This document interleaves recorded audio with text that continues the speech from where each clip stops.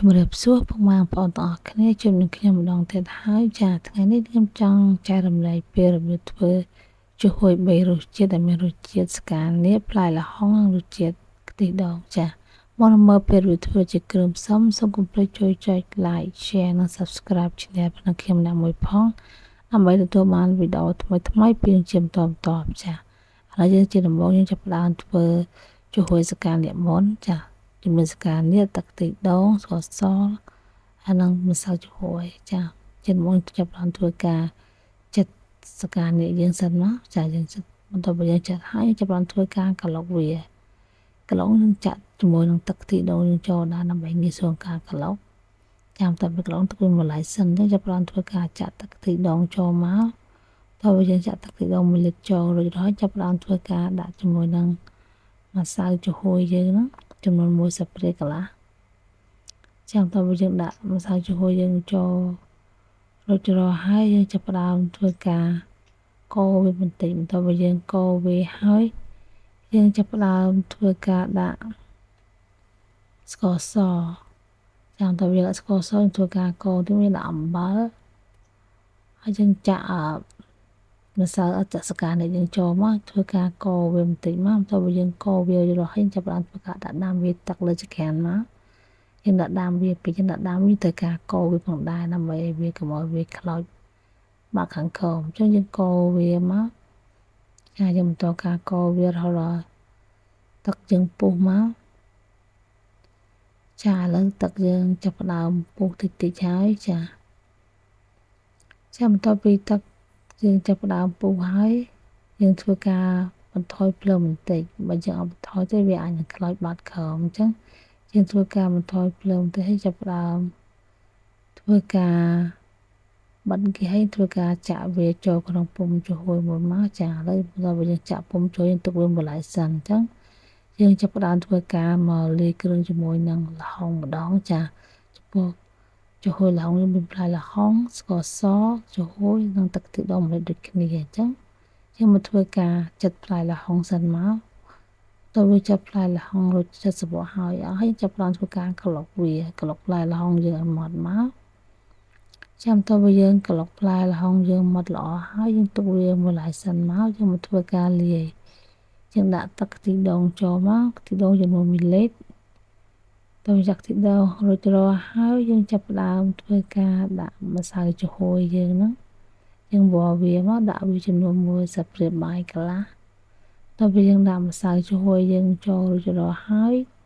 យើងចាប់ផ្ដើមធ្វើការកូរវាបន្តិចដើម្បីឲ្យម្សៅយើងកុំឲ្យវាកកដុំចាតើពេលយើងដាក់ម្សៅចូលកូររួចហើយចាប់ផ្ដើមដាក់ស្ករសស្ករសយើងចំនួន3ខាំយើងចាក់ស្ករសចូលមកធ្វើការកូរវារលាយមកល្អទៀតមកចាំទៅពេលយើងវារលាយមកល្អហើយចាប់ផ្ដើមដាក់អំបិលចាំអំបិលយើងដាក់បន្តិចមកកុំឲ្យវាប្រៃពេកយើងដាក់បន្តិចមកដើម្បីវាផ្អែមមុនល្អចាទៅពេលដាក់អំបិលចូលរាល់ហើយយើងធ្វើការចាក់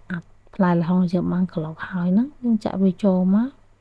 ចាំទៅពេលយើងចាក់ចូលធ្វើការកូរវាបន្តិចមកបន្ទាប់មកតើពេលយើងកូរវារលាយសព្វបានល្អហើយយើងដាក់ដាំវាលើចង្ក្រានមកចាយើងដាក់ភ្លើងលើចង្ក្រានមកយើងដាក់ពេលយើងដាក់ដាំវាយើងត្រូវធ្វើការកូរវាផងដែរយើងកូរវាឲ្យវាកុំឲ្យខ្លោចជំនួយនៅខាងក្រោមអញ្ចឹងខ្ញុំតធ្វើការកូរវាមកកូរវារហូតដល់ទឹកយើងពុះអញ្ចឹងខ្ញុំតការកូរបែបហ្នឹងមកចាឥឡូវទឹកផ្លាសជំនួយល្ហុងយើងវាចិត្តពុះហើយចាវាចាប់ផ្ដើមពុះហើយចាបន្ទាប់ពីវាពុះបែបហ្នឹងមកយើងធ្វើការបន្ថយភ្លើងបន្តិចដើម្បីកុំឲ្យវាផលអញ្ចឹងយើងបន្ថយភ្លើងវាបន្តិចមកចាំមើលបើយើងបន្ថយភ្លើងវាបន្តិចចូលហើយចាឥឡូវយើងទុករយៈពេល3នាទីក្រោយមកយើងចាប់ផ្ដើមធ្វើការបិទហ្គាសហ្នឹងមកបន្ទាប់ពីយើងបិទហ្គាសហ្នឹងរួចរាល់ហើយយើងចាប់ផ្ដើមធ្វើការចាក់ស្រាយយើងហ្នឹងចាក់ចំហុយល្ហុងយើងហ្នឹងចាក់ពីលើនឹងអាចចំហុយស្កានេះយើងជាន់ទៀតមកចាំតើយើង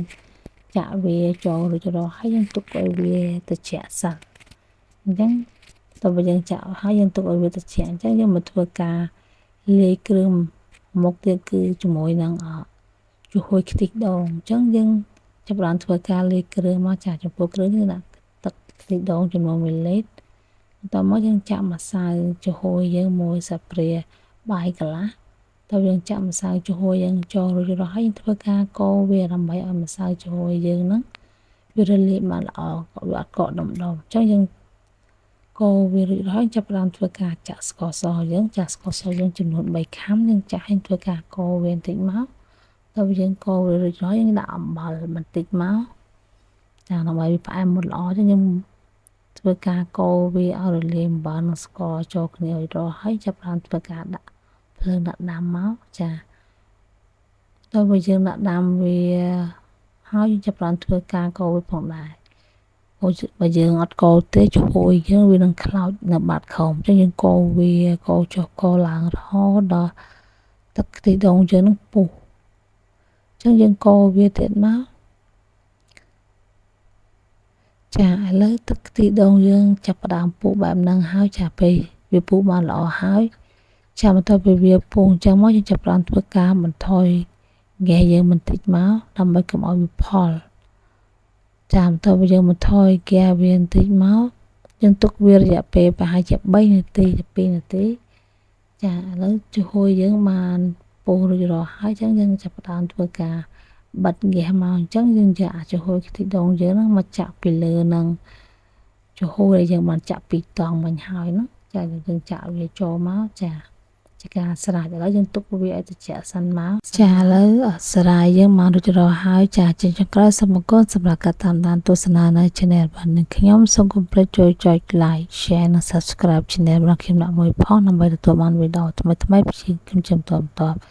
ចាជាចុងក្រោយសូមជូនពរដល់បងប្អូនទទួលទៅមានបានសុខភាពល្អនិងសម្រេចគ្រប់ភារកិច្ចឬប្រាថ្នាចា